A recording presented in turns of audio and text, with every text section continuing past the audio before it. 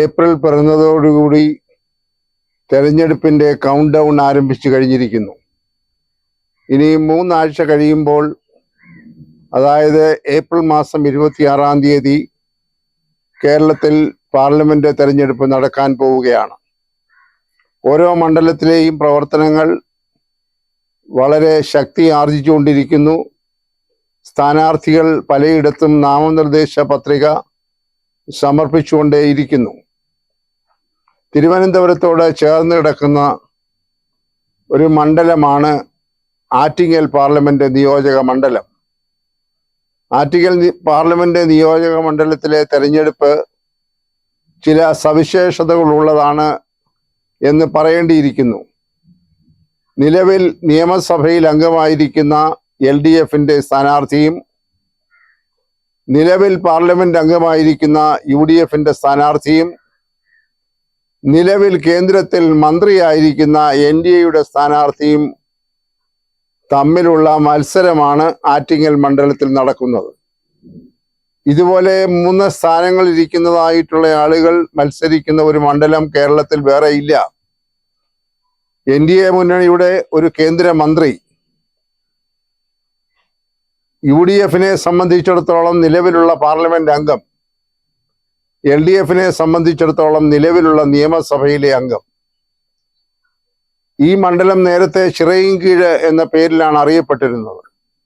പല രാഷ്ട്രീയ അധികായന്മാരുടെയും കർമ്മമണ്ഡലമായിരുന്നു അന്നത്തെ ചിറയിൻകീഴ് എന്ന് പറഞ്ഞാൽ അതിശയോക്തിയില്ല.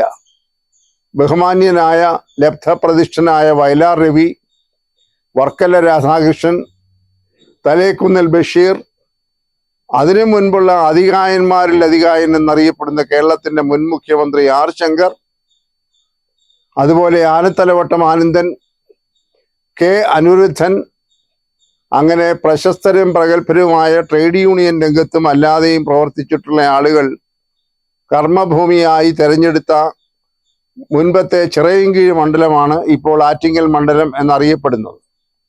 ഈ ആറ്റിങ്ങൽ മണ്ഡലത്തിന്റെ മറ്റൊരു ഭൂമിശാസ്ത്രപരമായ പ്രത്യേകത, ഇത് വളരെ ദീർഘമായ കടൽ തീര പ്രദേശം ഉൾക്കൊള്ളുന്നതാണ്.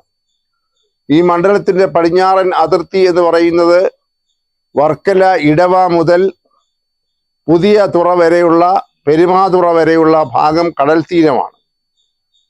അതുപോലെ തന്നെ കിഴക്കൻ ഭാഗത്തേക്ക് പോകുമ്പോൾ ഏതാണ്ട് കേരളത്തിന്റെ അതിർത്തിയായിട്ടുള്ള നെടുമങ്ങാട് മണ്ഡലം നിയമസഭാ മണ്ഡലം, അതുപോലെ കാട്ടാക്കട നിയമസഭാ മണ്ഡലം, വാമനപുരം നിയമസഭാ മണ്ഡലം ഒക്കെ മലയോര പ്രദേശത്തുള്ള പ്രദേശങ്ങളാണ്. അപ്പോൾ ഇവിടെ പറയാൻ ശ്രമിക്കുന്നത്, കടൽ തീരത്തെ മണ്ഡലങ്ങൾ, അതുപോലെ മലയോര പ്രദേശത്തെ മണ്ഡലങ്ങൾ, ഇതെല്ലാം കൂടെ ചേർന്ന അസാധാരണമായ ഒരു ഭൂമിശാസ്ത്രവും രാഷ്ട്രീയ ചരിത്രവുമുള്ള മണ്ഡലമാണ് ആറ്റിങ്ങൽ എന്നതാണ്. ഇവിടെ ഇപ്പോൾ മത്സരിക്കുന്നത് നേരത്തെ സൂചിപ്പിച്ചതുപോലെ നിലവിലുള്ള പാർലമെന്റ് അംഗമായ ബഹുമാനപ്പെട്ട ശ്രീ അടൂർ പ്രകാശും, ഇപ്പോഴത്തെ കേരള നിയമസഭയിൽ വർക്കല നിയമസഭാ മണ്ഡലത്തെ പ്രതിനിധീകരിക്കുന്ന V ജോയും, അതുപോലെ തന്നെ കേന്ദ്രമന്ത്രിയായ ശ്രീ V മുരളീധരനും തമ്മിലാണ്.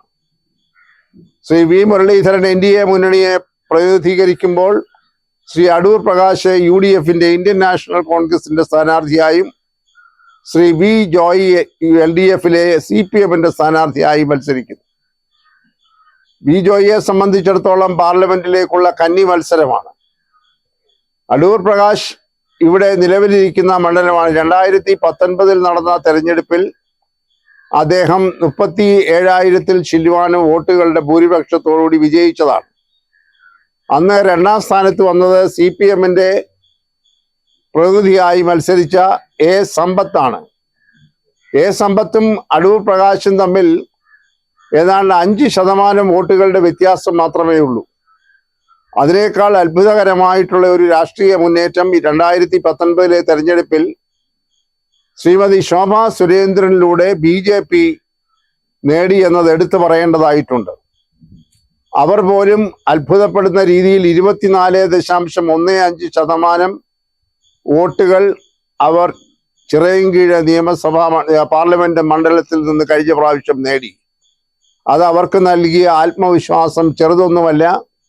ആ ആത്മവിശ്വാസത്തിന്റെ പശ്ചാത്തലത്തിലാണ് ശ്രീമാൻ വി മുരളീധരൻ, ഒരു തരത്തിൽ പറഞ്ഞാൽ ഭൂമിശാസ്ത്രപരമായി വലിയ ബന്ധമൊന്നുമില്ലാത്ത മലബാർ പ്രദേശത്തുള്ള ശ്രീ വി മുരളീധരൻ ആറ്റിങ്ങലിൽ വന്ന് മത്സരിക്കുന്നത്.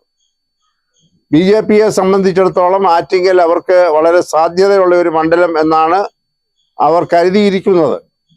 എന്നാൽ കേരളത്തിന്റെ രാഷ്ട്രീയ ചരിത്രം പരിശോധിക്കുമ്പോൾ ചിറയൻകീഴ് ഒരർത്ഥത്തിൽ പറഞ്ഞാൽ യഥാർത്ഥ മത്സരം നടക്കുന്നത് LDFും UDFും തമ്മിലാണ് എന്ന് പറയേണ്ടിയിരിക്കുന്നു. ആദ്യത്തെ പ്രാവശ്യത്തെ മത്സരത്തിൽ 2009 മത്സരത്തിൽ ശ്രീ അടൂർ പ്രകാശിനെ ഈ തരത്തിൽ സ്ഥാനാർത്ഥിയായി കൊണ്ടുവരും എന്ന് ആരും പ്രതീക്ഷിച്ചതല്ല. അടൂർ പ്രകാശിനെ സംബന്ധിച്ചിടത്തോളം ഭൂമിശാസ്ത്രപരമായി ആറ്റിങ്ങലുമായി വലിയ ബന്ധമുള്ള ആളല്ല എന്ന് തന്നെ പറയേണ്ടിയിരിക്കുന്നു. എന്നാൽ അദ്ദേഹത്തിന്റെ മത്സരത്തിൽ പരാജയത്തോടൊപ്പം വിജയവും നേടി സമ്പത്തുമായുള്ള 2 മത്സരങ്ങളിൽ ഒന്നിൽ അദ്ദേഹം പരാജയപ്പെടുകയും മറ്റൊന്നിൽ അദ്ദേഹം വിജയിക്കുകയും ചെയ്തു. ഇപ്പോൾ വിജയിച്ചിരിക്കുന്ന ഒരവസ്ഥയിലാണ് വീണ്ടും അദ്ദേഹം ഇവിടെ മത്സരിക്കുന്നത്. ഇവിടെ പ്രധാനമായി അഭിമുഖീകരിക്കുന്ന പ്രാദേശിക പ്രശ്നങ്ങൾ എന്ന് പറയുന്നത് നേരത്തെ പറഞ്ഞതുപോലെ തീരപ്രദേശത്തുള്ള ആളുകളുടെ നിരവധിയായ പ്രശ്നങ്ങളാണ്.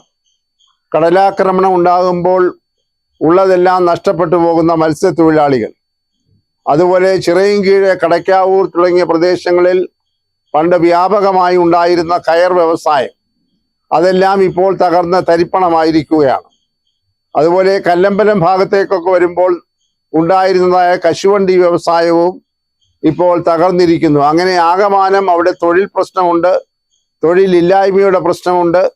അങ്ങനെ നിരവധി പ്രശ്നങ്ങൾ അഭിമുഖീകരിക്കുന്ന ഒരു പ്രദേശത്തിന്റെ പടിഞ്ഞാറൻ ഭാഗമാണ് ഈ തീരദേശ മേഖല. എന്നാൽ കിഴക്കൻ ഭാഗത്തേക്ക് വരുമ്പോൾ കാട്ടാക്കട, നെടുമങ്ങാട്, മാമനപുരം മണ്ഡലത്തിലേക്ക് വരുമ്പോൾ അവിടെ പ്രധാനമായി റബ്ബർ കൃഷിയിൽ ഏർപ്പെട്ടിരിക്കുന്നവരാണ് ഭൂരിപക്ഷം ആളുകളും. അവർ ഇന്ന് അഭിമുഖീകരിക്കുന്ന വലിയ പ്രശ്നം റബ്ബറിന്റെ വിലയില്ലായ്മ, അതോടൊപ്പം തന്നെ കുറെ കൂടെ കിഴക്കോട്ട് പോകുമ്പോൾ ഏതാണ്ട് മലയോര പ്രദേശങ്ങളിലേക്ക് പോകുമ്പോൾ ഇപ്പൊ കേരളത്തെ ഗ്രസിച്ചുകൊണ്ടിരിക്കുന്ന വന്യജീവികളുടെ ആക്രമണം അവിടെയുള്ള പ്രദേശങ്ങൾ വലിയൊരു പ്രശ്നമായി അഭിമുഖീകരിച്ചു കൊണ്ടിരിക്കുകയാണ്. ചുരുക്കത്തിൽ പറഞ്ഞാൽ ഈ തരം പ്രശ്നങ്ങൾക്കൊക്കെ പരിഹാരം കാണാൻ ആവുന്നത്ര രീതിയിൽ കഴിഞ്ഞ 5 വർഷം ശ്രീ അടൂർ പ്രകാശ് ശ്രമിച്ചിരുന്നു എന്നുള്ളത് എല്ലാവർക്കും അറിയാവുന്ന ഒരു കാര്യമാണ്. അതുപോലെ അടിസ്ഥാന സൗകര്യങ്ങളുടെ കാര്യത്തിൽ അടൂർ പ്രകാശ് കാര്യമായി പ്രവർത്തിച്ചതിന്റെ അടയാളമായിട്ടാണ് ആറ്റിങ്ങൽ ബൈപ്പാസ് പ്രാവർത്തികമാക്കാൻ കഴിഞ്ഞത്. അതുപോലെ ദേശീയ പാതയുടെ വികസനത്തിലും അദ്ദേഹത്തിന് കാര്യമായി പ്രവർത്തിക്കാൻ കഴിഞ്ഞു എന്നുള്ളത് വളരെ പ്രധാനപ്പെട്ട എടുത്തു പറയേണ്ട ഒരു കാര്യമാണ്. അടിസ്ഥാന സൗകര്യ വികസനത്തോടൊപ്പം തന്നെയാണ് ശ്രീ അടൂർ പ്രകാശ് വിഭാവനം ചെയ്തതായ വളരെ പ്രശസ്തമായ വർക്കല ശിവഗിരിയുമായി ബന്ധപ്പെട്ട ഒരു ടൂറിസ്റ്റ് പിൽഗ്രിമേജ് എന്ന ആശയം. അതും ഏതാണ്ട് പ്രാരംഭഘട്ടത്തിൽ കഴിഞ്ഞിട്ട് വളരെ മുന്നോട്ട് പോയിക്കൊണ്ടിരിക്കുന്നു. അതും പ്രാവർത്തികമാകാനുള്ള സാധ്യതയുണ്ട്. അതുകൊണ്ട് ശ്രീമാൻ അടൂർ പ്രകാശ് ആ മണ്ഡലത്തിൽ ചെയ്തിട്ടുള്ള കാര്യങ്ങളെ സംബന്ധിച്ച് ആ ജനങ്ങൾക്ക് എല്ലാവർക്കും അറിയാം. മാത്രവുമല്ല, ജനങ്ങളുടെ ഇടയിൽ മറ്റൊരു ചിന്തയുള്ളത്, നിലവിലിരിക്കുന്ന ഒരു MLA ആ സ്ഥാനത്ത് തുടരുന്നതല്ലേ ഏറെ നല്ലത്. അദ്ദേഹം ഏതെങ്കിലും കാരണവശാൽ പാർലമെന്റിലേക്ക് തെരഞ്ഞെടുക്കപ്പെട്ടാൽ അവർ വീണ്ടും ഒരു ഉപതെരഞ്ഞെടുപ്പിനെ അഭിമുഖീകരിക്കേണ്ടതായി വരും നിയമസഭയിലേക്ക്. അതിന്റെ ആവശ്യം ഇപ്പോൾ ഉണ്ടോ എന്ന് ചോദിക്കുന്ന കുറെ ജനവിഭാഗം അവിടെ ഉണ്ട്. അതുകൊണ്ട് ശ്രീ വി ജോയിയെ MLA ആയി തന്നെ തുടരാൻ അനുവദിച്ച് ശ്രീ അടൂർ പ്രകാശിനെ പാർലമെന്റിലേക്ക് വീണ്ടും അയക്കുക എന്ന ഒരു തീരുമാനത്തിലേക്ക് അവിടുത്തെ ജനങ്ങൾ പോയാൽ അത്ഭുതപ്പെടേണ്ടതില്ല. ശ്രീമാൻ വി മുരളീധരന്റെ അവിടുത്തെ വിജയ സാധ്യത താരതമ്യേന വളരെ കുറവാണ്. കഴിഞ്ഞ പ്രാവശ്യം ശ്രീമതി ശോഭാ സുരേന്ദ്രൻ ഉണ്ടാക്കിയതായ ഒരു വലിയ കോളിളക്കം ഈ ജനങ്ങളുടെ ഇടയിൽ ശ്രീ വി മുരളീധരൻ ഉണ്ടാക്കാൻ നാളിതുവരെ കഴിഞ്ഞിട്ടില്ല എന്നാണ് വിലയിരുത്തപ്പെടുന്നത്. അദ്ദേഹത്തിന്റെ വിജയ സാധ്യത വളരെ കുറവാണ് എന്ന് തന്നെ പറയേണ്ടിയിരിക്കുന്നു.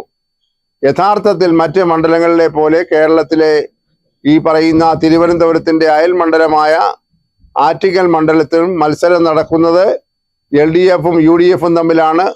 2 മുന്നണികളെയും സ്വീകരിക്കുകയും തിരസ്കരിക്കുകയും ചെയ്ത ഒരു രാഷ്ട്രീയ പാരമ്പര്യമുള്ള മണ്ഡലം കൂടിയാണ്. എന്നാലും ശ്രീ അടൂർ പ്രകാശിനെ സംബന്ധിച്ചിടത്തോളം അദ്ദേഹം ഒരു ജനസമ്മതനാണ്. അദ്ദേഹം ജനങ്ങളുടെ ഇടയിൽ ചേർന്ന് പ്രവർത്തിക്കുന്ന, ധാർഷ്ട്യവും ധിക്കാരവും ഒന്നുമില്ലാത്ത, ലളിതമായ രീതിയിൽ മനുഷ്യരോട് ഇടപെടുന്ന ഒരു വ്യക്തിത്വത്തിന്റെ ഉടമയാണ്. ആ നിലയിൽ അദ്ദേഹത്തിന് അംഗീകാരമുണ്ട്. ശ്രീ വി ജോയിയെ സംബന്ധിച്ചിടത്തോളം അദ്ദേഹം താരതമ്യേന ഒരു യുവ പൊതുപ്രവർത്തകനാണ്. യുവജനങ്ങളൊക്കെ അദ്ദേഹത്തെ പിന്തുണയ്ക്കുന്നുണ്ട് എന്ന് അവർ അവകാശപ്പെടുന്നുണ്ട്. അപ്പോഴും നേരത്തെ പറഞ്ഞ ഒരു സംശയം ജനങ്ങളുടെ മനസ്സിലുണ്ട്. നിയമസഭയിൽ അംഗമായിരിക്കുന്ന ഒരാൾ ആ സ്ഥാനം ഉപേക്ഷിച്ചിട്ട് തൽക്കാലം പാർലമെന്റിലേക്ക് പോകേണ്ടതുണ്ടോ എന്ന ഒരു ചോദ്യം അവിടെ ചോദിക്കപ്പെടുന്നു. ഏതായാലും വരും ദിവസങ്ങളിൽ തെരഞ്ഞെടുപ്പിന്റെ ചൂടിനും അതിന്റെ മൂർധന്യത്തിനും ഒരു കുറവും ഉണ്ടാവുകയില്ല. 3 പേരും വിജയ പ്രതീക്ഷയോടുകൂടെ തന്നെയാണ് മുന്നോട്ട് പോകുന്നത്. NDA സംബന്ധിച്ചിടത്തോളം അവർ വളരെ ഊർജിതമായി ഇനിയുള്ള ദിവസങ്ങളിൽ പ്രവർത്തിച്ച് അവരുടെ മന്ത്രിയെ സംരക്ഷിക്കാൻ ശ്രമിക്കും എന്നും വേണം കരുതേണ്ടതായിട്ടുണ്ട്. ഏതായാലും തിരുവനന്തപുരത്തോട് അടുത്ത് കിടക്കുന്ന ഒരു മണ്ഡലം എന്ന രീതിയിലും നേരത്തെ സൂചിപ്പിച്ച പ്രത്യേകതകളുടെ പേരിലും ആറ്റിങ്ങൽ മണ്ഡലം ശ്രദ്ധിക്കപ്പെട്ടുകൊണ്ടിരിക്കുന്നു എന്നതാണ് പരമമായ യാഥാർത്ഥ്യം.